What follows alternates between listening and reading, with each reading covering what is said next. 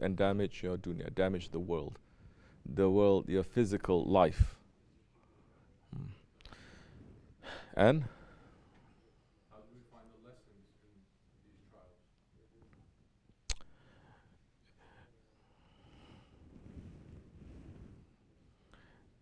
This life has been described as asfala safilin, this world, the lowest of the low, by the saints, by the holy people, by the Prophet, by our Creator. This world, it is the lowest of the low. We have been created in ahsani takwim, in the most perfect form, the most perfect form. But we have been sent to asfala safilin, to the lowest of the low.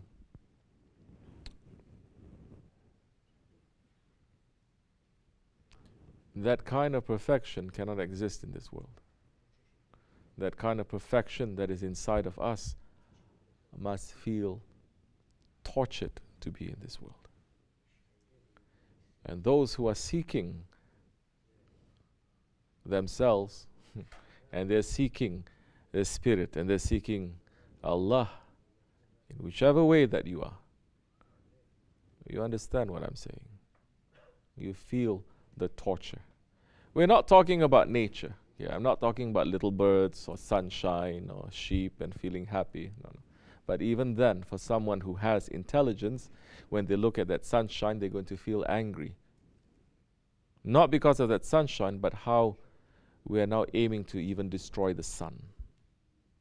He's going to look at little birds and he's going to feel upset. Why? Because we've changed this world so much that I don't even know those little birds, they are GM or they're not. Correct?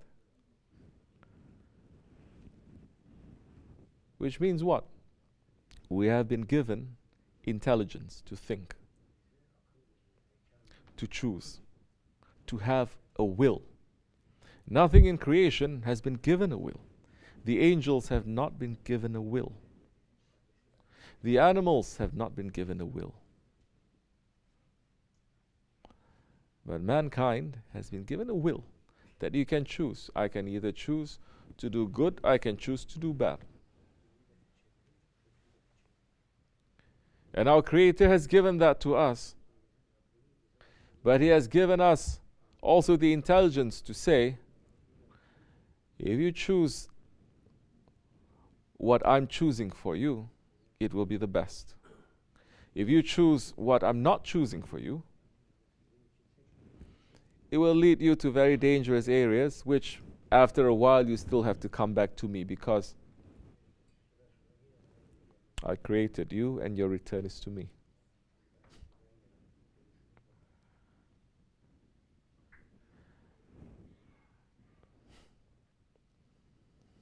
We have not been sent to this world to make this world into a paradise.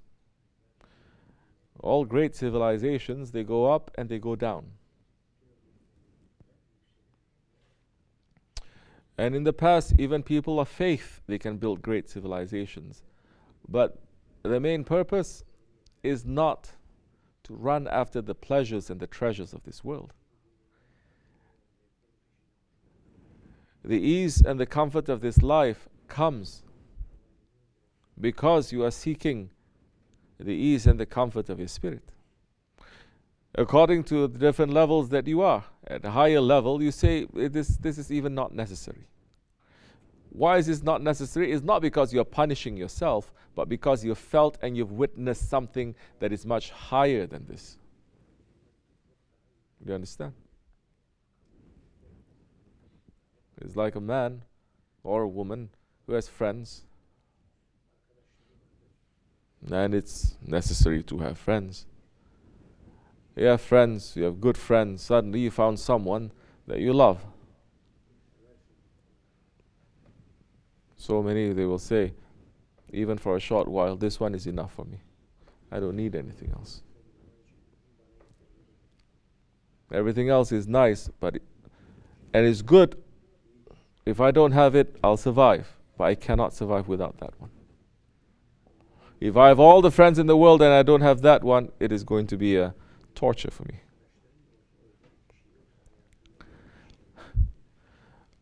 So the tests and the trials of this world, both things that we engineer for ourselves, that we make ourselves to go through, and things that has been sent to us. An intelligent man will take that, must take that, because that is the reality of that situation, to teach him about himself, teach him about this world, and teach him about his Lord. If you don't make that connection, either you're going to just hang yourself and say, what's the use of living in this world? It is so dirty, it is so corrupt, it is so evil. Or you're going to say, you know what, I'm not going to kill myself. I'm going to beat the system, and I'm going to be even worse than that. Or I'm just going to desensitize myself from anything that's happening, and just to be drunk in the one thing that concerns me, and not to be concerned about it. I cannot think about so many things. And patience is one of the divine qualities of Allah. Sabr. Ya Sabr. And He has given us that divine quality. How are you going to be patient now with the things that's happening in your life? This is when the advice of the Holy Prophet ﷺ is saying, when you look at what you're going through in your life, look to those who have less. Look to those who are experiencing more troubles.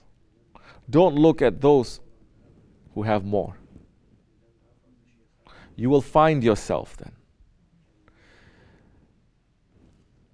But when you look at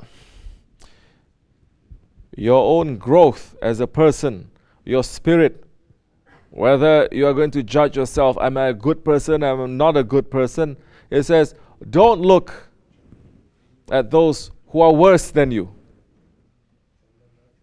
Don't look at those who are evil. Look at those who are better than you. That way, again, you will find the balance.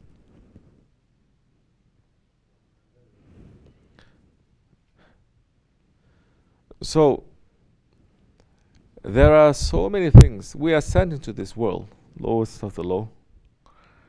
It is not meant to be a paradise. We're going through everything, drawing us closer to our Lord. But how are we going to know this? We're only going to know this again if we find someone who actually has gone through what you're going through. Someone who has not, and there are people who have not only understood you, gone through what you're going through, but they've gone through so many other people's lives too. There are some people that you see whatever experiences they go through in their lives. I'm just not talking about joy, but suffering and experience. 100 men, 100 lives they've experienced.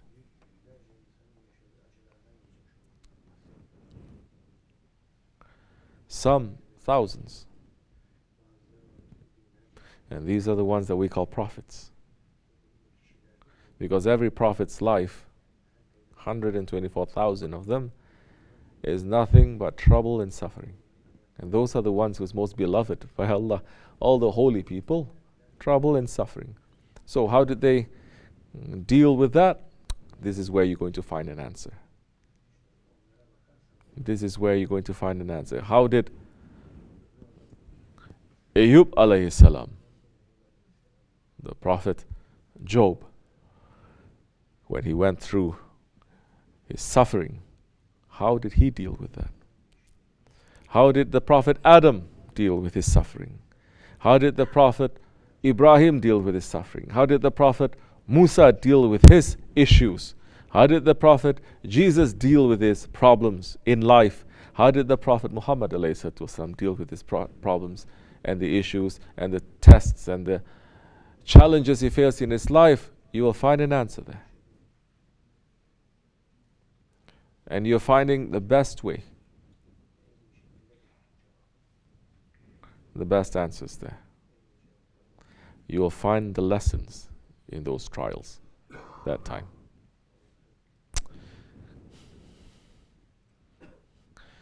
Otherwise, you're just going to think that we are here in this world and every little suffering, it is such a punishment. It is not. In reality, it is not. In reality, every little thing that we're going through in this life, it is still a mercy. But it depends where your level of understanding is. May Allah forgive me, inshallah. This much is enough.